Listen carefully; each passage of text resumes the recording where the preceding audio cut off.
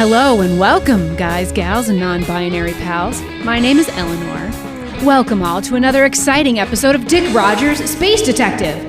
We're the N.E.R.D.S, the Northeast Radio Drama Society, because as we always say, everywhere is northeast of somewhere.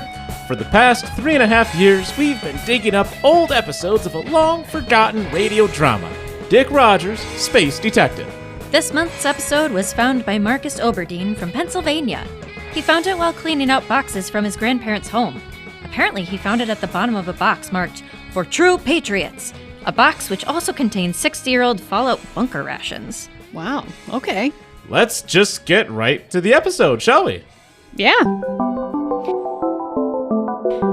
The year 2347, the location, Earth. The planet and coalition of other celestial bodies orbiting the sun have joined forces to create the N.E.R.D.S Space Confederation. Dick Rogers, the planet's most in-demand space detective, had just returned to his office from a busy day of detecting. In space, space, space, space. You know we're gonna put in reverb in post, right? Don't care. Okay.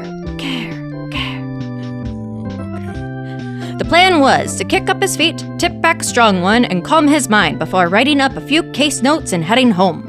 But suddenly, without warning, the door to his office burst open, and a slew of men in dark suits rushed in, like ants swarming a meal. Clear. Scan, no bugs detected. Radiation levels normal. Weapons check. Guns, 0. Knives, 0. Billy clubs, 0. Shoes, 2. Sir, please remove your shoes. What? My shoes? Shoes pose a direct threat. Remove them immediately. All right, no need for lasers. Anthrax test negative. Sonic wavelengths normal levels. Alcohol? Blech. Bottom shelf. All clear. Space Eagle cleared to enter. Hey, don't drink my liquor. What is this all about? Well, Detective Rogers, I'm afraid it's quite a process whenever I show up. There, backlit and framed with a godlike glow, was the president of space. Tall, blue suit, perfectly coiffed hair, red tie, a N.E.R.D.S Space Confederation pin on his left lapel, and resting on his right hip, encased in a sleek dark blue holster, was the presidential laser gun. A bespoke gigaton laser with silicone carbide tip and auto-cooling grip, encased in smooth, shiny nanotube carbon. This president's laser is never set to stun. Mr. Space, Space President, or rather, Mr. President of Space? As you were, Detective. No need to take a knee. A bow will suffice. Of course, Mr. President, yes. Lovely, quaint business you've got here. Shall we go into your office? This is my office. No, of course. You're somewhat of a one-room operation, aren't you? I've heard you don't even keep a secretary. Shame on that one. You know, they can be very useful. Firm grip for note-taking and the like. Yes. Well, I like to keep the overhead low, sir. Yes, more available funds for this liquor cabinet, eh? We We had to run a financial scan on you, Dick, before these fellas would let me step foot in here. Universal security measures and all that. And they interviewed your 3 most recent girlfriends. They didn't have great things to say. Anderson, read one of those excerpts. When asked to share thoughts on Dick Rogers, Thanisa Florb stated, "He owes me $50. Doris McMack stated, "If I ever see that Dick again, he'll wish he'd never seen me in the first place." Well, I couldn't pay Thanisa because Doris owed me money. And Satya Senchat shared the following. "I don't have anything great to say. Nothing negative either, I guess. You said I dated him? I don't recall." I guess I really made an impression on her, and I thought she could have been the one. Okay, look here. Everyone has a few bad relationships. And you more than most. Which is why I knew you were the right detective for the job. More dedicated to his job than his romance, and more dedicated to buying booze than engaging in intergalactic espionage. Everyone out. But sir, we've only scanned this floor. We didn't do a full building scan, and it's best if we... Anderson, I appreciate your dedication to your job, but as your president, I command you. Out. Dick, go ahead, make yourself a drink and come sit. The president of space walked to Dick's desk and claimed his high-back leather chair while Dick nervously poured a double, raising it to a triple, gulped it, poured again, and then sat in the chair usually reserved for clients. They sat in silence for a moment, the president staring at his glass of whiskey, and Dick looking anywhere but directly at the president. Mr. President. Fine chair you've got here. No, you go. No, you. No. I insist. Mr. President, have I done something wrong? If this is about those back taxes, because I swear I took care of that, although I confess it may have been a little late. No, Detective, quite the opposite. You might not have a great reputation with the ladies, but when it comes to detecting, you're the best. I've seen your success rate, and you solve mysteries in half the time of other detectives in this galaxy. But look, Dick, mano a mano, I have a little confession of my own. Well, I may have done a little something wrong myself. I lost my wallet. Ah, right. You see, sir, I don't often help with missing items cases, and with wallets it's usually just easier to cancel any digital scan cards and have any holograms reprinted. Oh, I never even thought of the holograms of Janet, damn it. Do not tell my wife I lost those. She'll be livid. Had them done for me for President's Day last year. I won't say a thing. Look, Dick, I'm going to be straight with you. This needs to remain between us. Yeah, sure, detective-client privileges and all that. I had some very important information in my wallet. And if the N.E.R.D.S Federal Senate Coalition caught wind of this, it would be very bad for me, politically.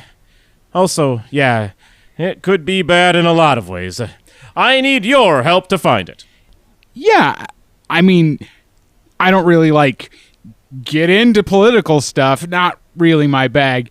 I really just prefer to do my job and live my life. I'm not sure if I'm the right... Suddenly, the president of space jumped up and rounded the desk and grabbed Dick by his lapels. My wallet has the gold codes, Dick. The what? The intergalactic nuke codes. They handed them to me on the first day on the job, and I was busy learning all that new job stuff, like where the bathrooms are and what time everyone goes to lunch, and I forgot to put them in the safe in the presidential suite like I was supposed to. Haven't you been reelected 3 times? And I'm working on 4. Look, I know I should have put them somewhere safe, but I figure I'm always surrounded by at least 10 Secret Service at all times. It's fine. Plus, I wouldn't have to take the 10 minutes to walk back up to the suite if I ever needed to use them. But even if the codes are gone, isn't there some special baseball or something that you need to make the nukes go boom? The football, that's what we call it. And it's not even shaped like a football, so I don't know why we call it that. But, okay, the thing is, it has some pretty old tech. Your basic rudimentary 82G data connection. You are telling me that the intergalactic nuke codes, the codes that could destroy our entire solar system, are missing, and the thing that makes them work is hackable? Okay, so what have we got? What's the standard chrono probability here? We talking a couple lunar months before it could be hacked, or what? My technologists have determined it will take the average hackist approximately 48 standard hours. This is bad. This is really bad. Anyone could use them. What if those damn communists from Neptune 3 have gotten their mitts on them? Where was the last place you had it? Dick, if I knew that, I wouldn't be requesting your services, would I? That's like people saying it's always in the last place you look. Of course it is. Why would you keep looking after you found it? Oh, right. Okay, well, in these kinds of cases, our best bet is to retrace your steps. I need a list of everywhere you've been since you last remember having it. We've got just under 48 hours, so that doesn't give us much time. 24. What? You've got under 24 hours. You've known for a whole day? Everything okay in here, Mr. President? Yes. Just having a bit of fun. Wait, your Secret Service doesn't know? Only my chief of security and the secretary of the extremely exterior. They knew something was up when I kept patting my pockets down throughout my speech to the people of Moonlantis. Moonlantis? That's just a myth. Hope so. Well, Dick, I'm afraid you're going to need some additional clearance before you can see that location list and help me retrace my steps. Boys, come back in and run old Dick here through the clearance protocol. We're going to need him cleared to ultimate status within the hour. Within the hour? Sir, ultimate clearance takes weeks. Do I look like I'm joking? The president, standing with his hand on his laser holster in a power stance that would make even the strongest man quiver, did not look like he was joking.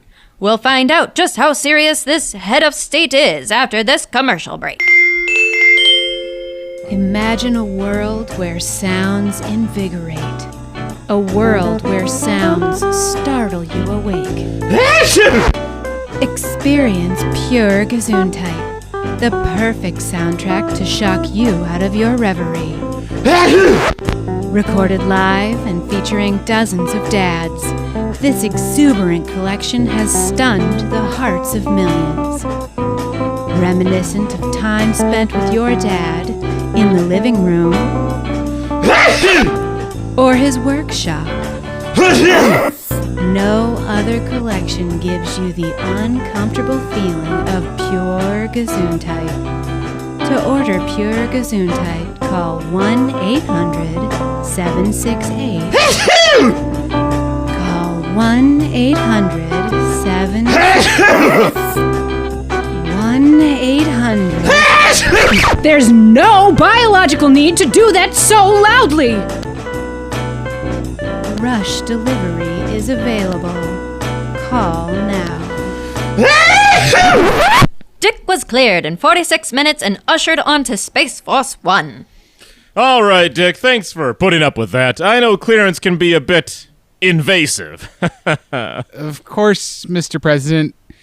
I understand. But I am having trouble understanding how a stool sample can give insight into how I may be an intergalactic security risk. You honestly don't want to know. Noted. All right, now that you're cleared, I want to make two things crystal clear. First, remember, my Secret Service detail believes we are simply looking for a missing wallet. I've made a big stink about losing my daughter's holographic picture. Told him it means the world to me, can't be replaced, yada, yada, yada. I'm sorry, Mr. President. For what? For your loss. No, Janet's not dead. She's just all grown up. Not a little girl anymore, and a real pain in the rear. Don't get on her bad side. And now, second, what we talk about and what you see and hear today, you can never talk to anyone about. Don't write it down. Don't allude to it. Don't get drunk and brag about it to some guy at the bar. Don't tell a lady with the hopes of getting lucky. Keep your lips sealed. Can you do that, Detective? Yes, sir. Okay, but your word isn't actually good enough. I need you to sign this ironclad non-disclosure agreement, too. Thank you. All right, here's the deal. It's all real. What? All those kooky conspiracies, whack jobs going off about this and that, it's all true. You think people were creative enough to come up with something as nonsensical as Moonlantis? An underwater city on the moon? A celestial body famous for its lack of water? Moonlantis is real? Why would I lie to you? Because you're the president? I'm offended. Presidents are some of the most honest people I know, and I'm one of them. Yes, Moonlantis is real. I was just there 2 days ago, and we're headed back there right now. You said we need to retrace our steps, so retracing we are. We have initiated landing protocol, Mr. President. What? To the moon? We just took off. It takes days to get to the moon, even on the Space Concorde. Oh, haha, you forgot about one. We never went to the moon. I mean, we have now, but not when we said we did. That was all totally faked. Have you seen those spacesuits? Wouldn't have lasted 10 minutes in moon atmo. No, the moon is a part of old Arizona where we just blasted a bunch of craters to make it look like the moon. I told you, people call them conspiracies, but now you know. They are truth-spiracies. The president and his entourage guided Dick through a large set of steel doors that opened an archway boring into the side of a dusty red sand mountainside. It took Dick's eyes a moment to adjust, but when he did, he was awed. They stood at a platform overlooking a vast underwater lake.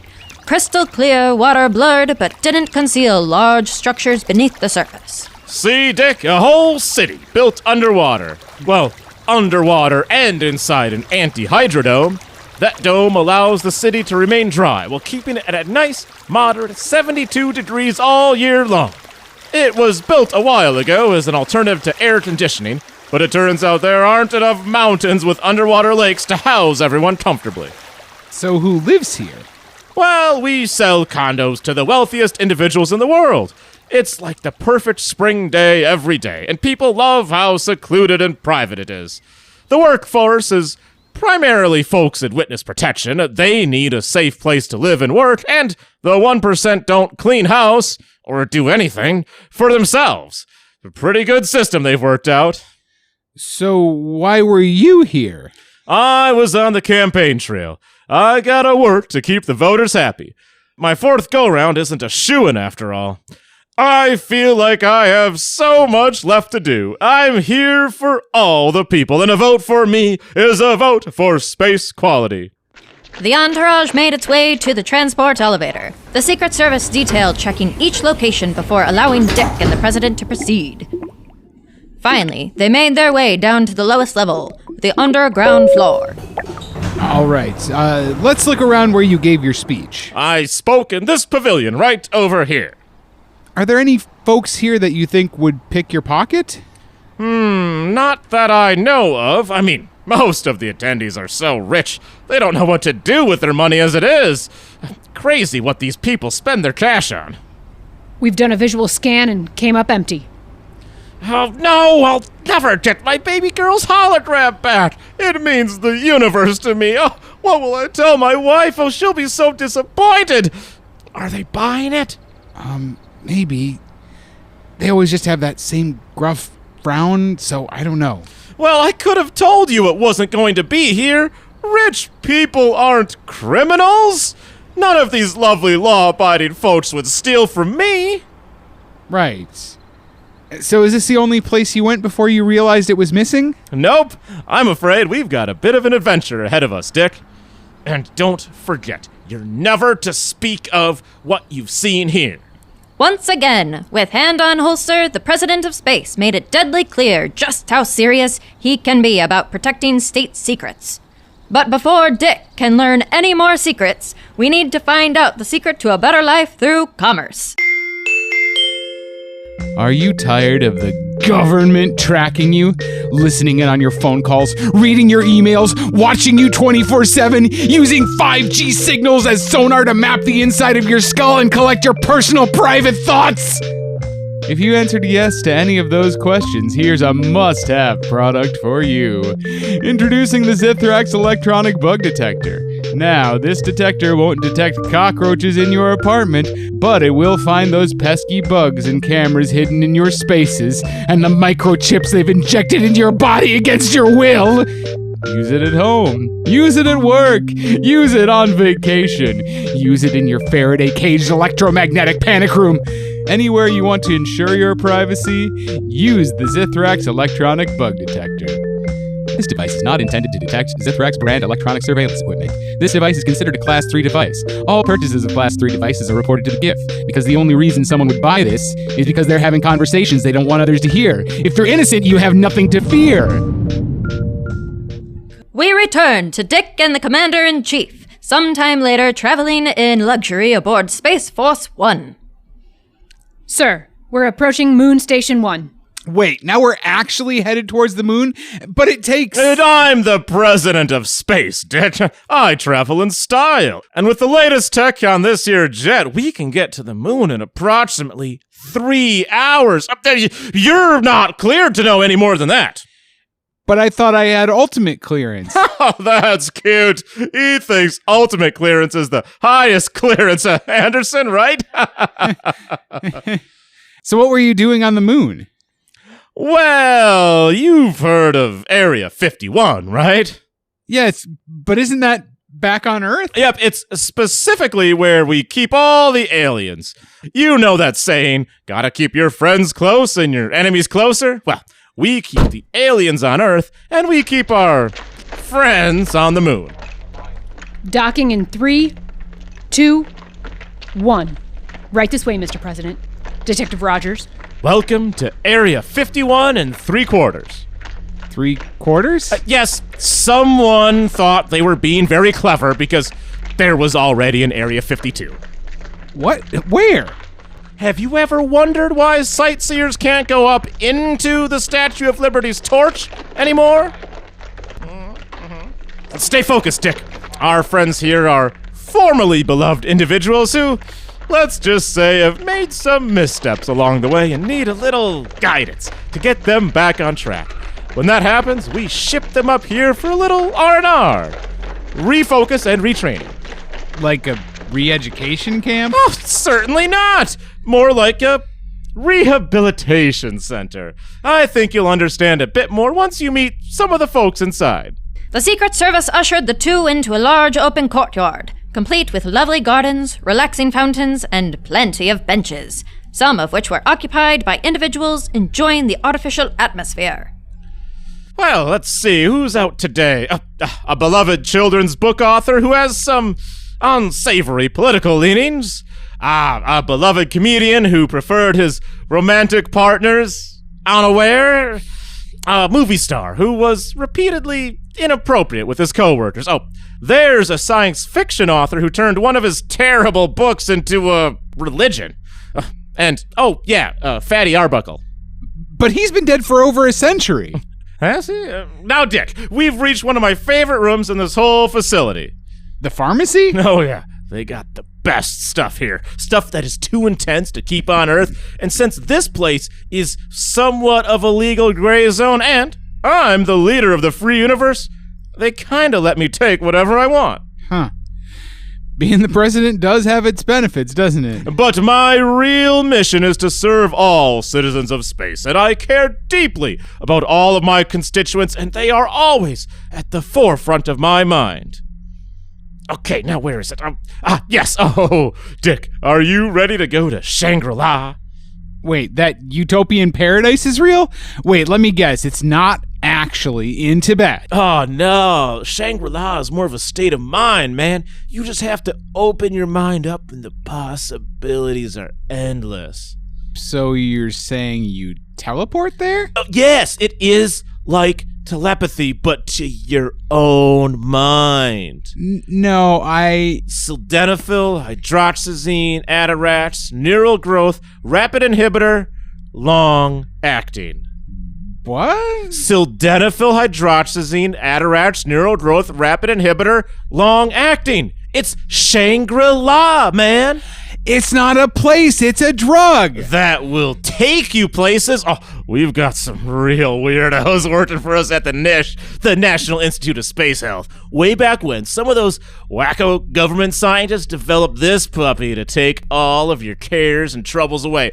Of course, it doesn't actually take all the troubles away. Drugs can't act on external forces. Duh. But it does take away all your cares, so people tend to do pretty idiotic stuff when on the stuff. Oh, those nut jobs in the lab realize this pretty quick, and the drug has to be tightly controlled.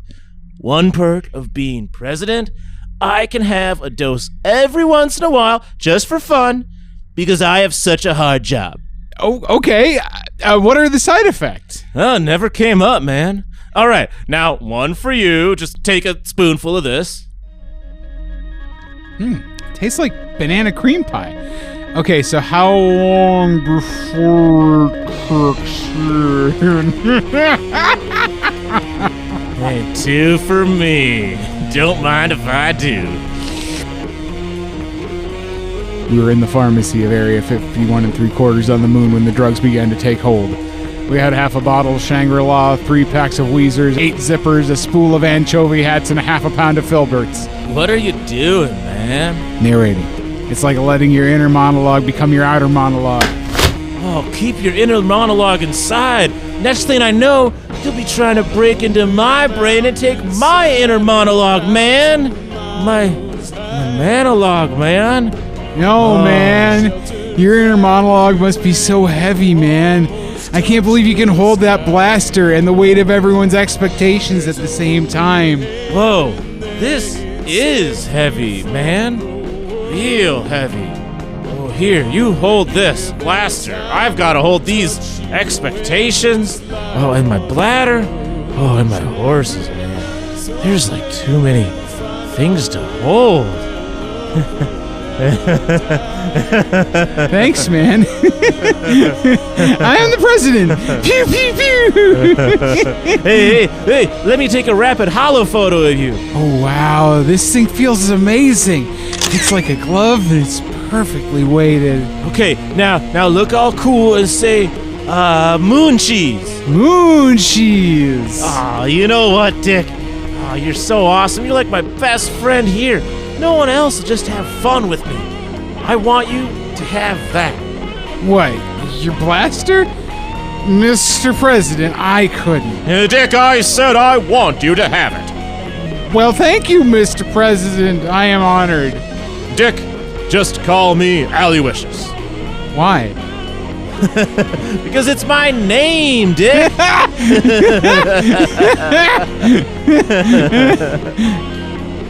Several hours later, Dick and the President of Space were enjoying the long-lasting effects of Shangri-La when they heard a squawking that roused them from their relaxed reverie.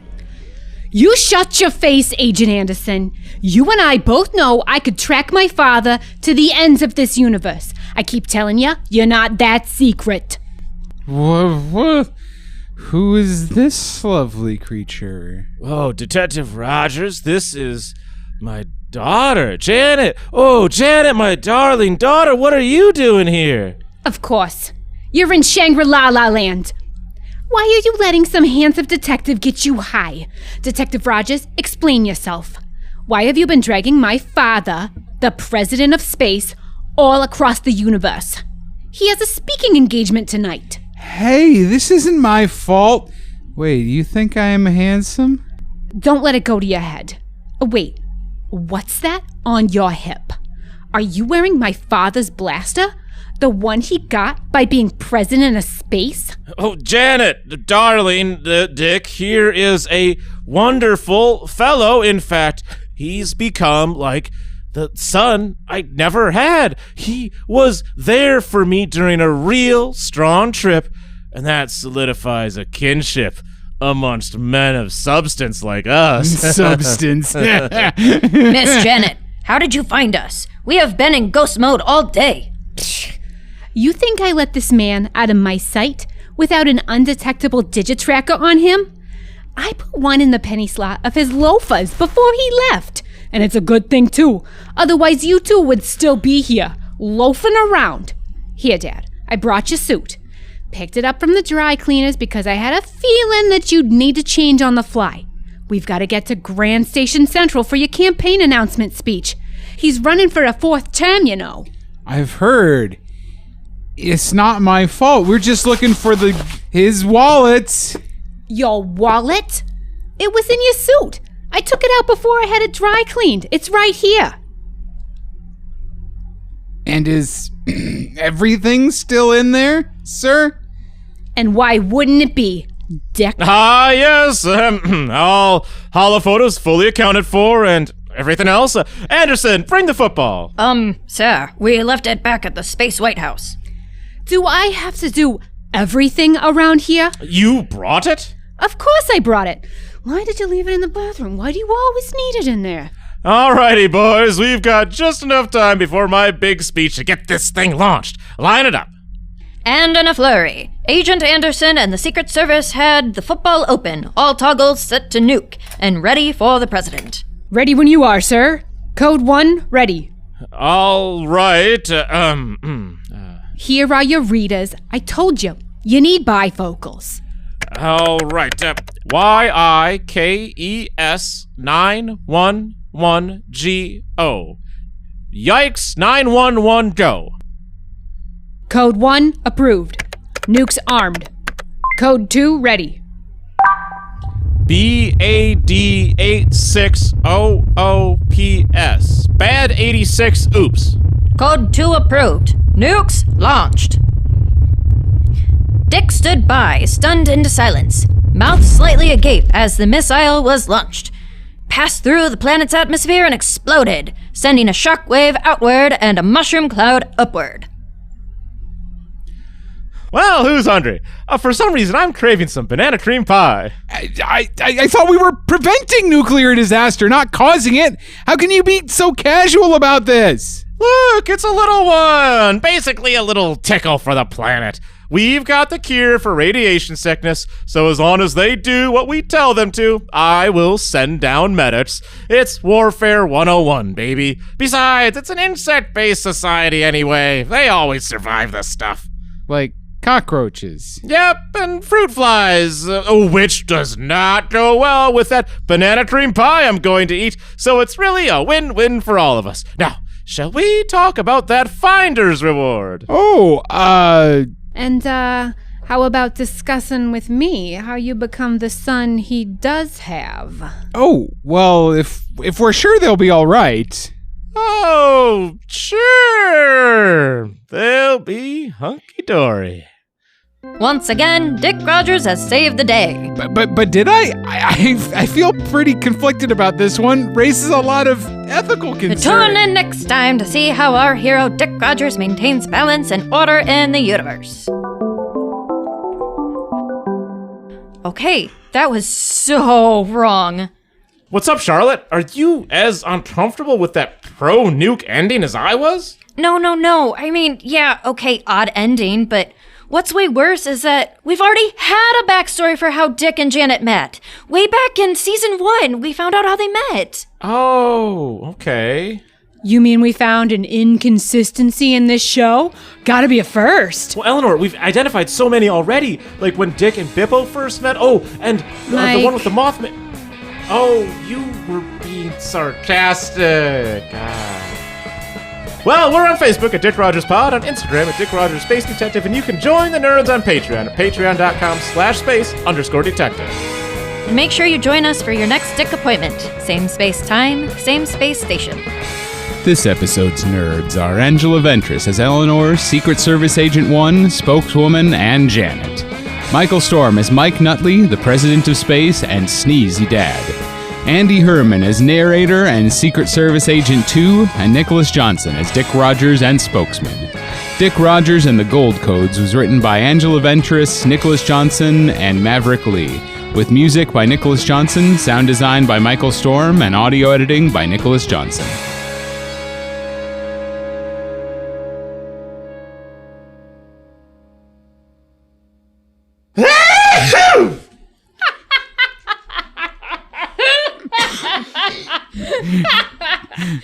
I hope that everyone hates that.